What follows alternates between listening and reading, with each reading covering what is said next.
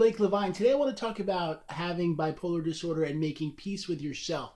So sometimes when we're growing up or facing a lot of struggles, we start to doubt our lives, we doubt who we are, and we wonder what our future holds. And I've learned with bipolar, when you start to accept yourself, life becomes better. I want to share in this video some tips for accepting yourself and starting to find inner peace.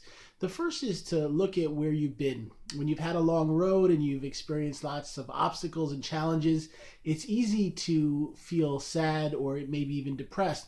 But when you say to yourself, you know what, I've been through a lot, I've had a lot of challenges and obstacles, but I'm still here, I'm still pressing on, I'm moving forward, we start to feel a little happier inside. And I've learned that part of having bipolar, we can be hard on ourselves. In my own life, I've often said, why didn't I do this? Or why didn't this work out? Or why didn't I make this choice? And when I say to myself, you know what, I'm here to learn, I'm here to grow, I'm here to try all different experiences and see what's going to be best, I figure out that life is a journey and we don't always know the exact path. And sometimes when we're on the wrong one, we got to switch, or when we've done something and it seems like it's being blocked, we have to say, do I keep going and keep pressing on, or do I move towards something else?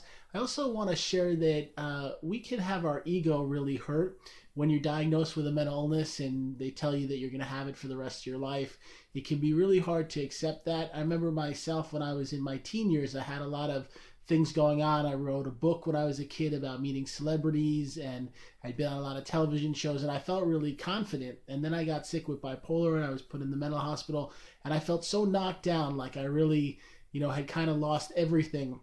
And a lot of my ego was damaged because before that I thought I was this big shot, and then I felt like a real loser. And I started to have to learn how to accept myself and say, you know what, even if I live with this condition, I can still, do a lot. I can still be who I am, and I can eventually rebuild my life. And I've been very blessed to share my lesson with a lot of people here on YouTube. I've also done a number of talks at organizations, and I've written some books. And I found that, by sharing what we go through, by admitting what's happened, it makes it a lot easier. We have to be able to accept where we've been, and then we can move forward on our life. And I pray for you today, whatever you've been going through, even if you don't have bipolar, I hope things get better. I hope you start to find yourself. I hope you also know that it doesn't have to be perfect. Sometimes life can have challenges, we can have darkness, but if we say, you know what, I'm going to keep trying, I'm going to keep going. If you need support, find a therapist or a doctor to work with you. I do a life coaching program by phone. I'll share my website below. I work to help motivate and inspire others that want to make positive change, and I pray things get better for you in your life. And I thank you for watching this clip today.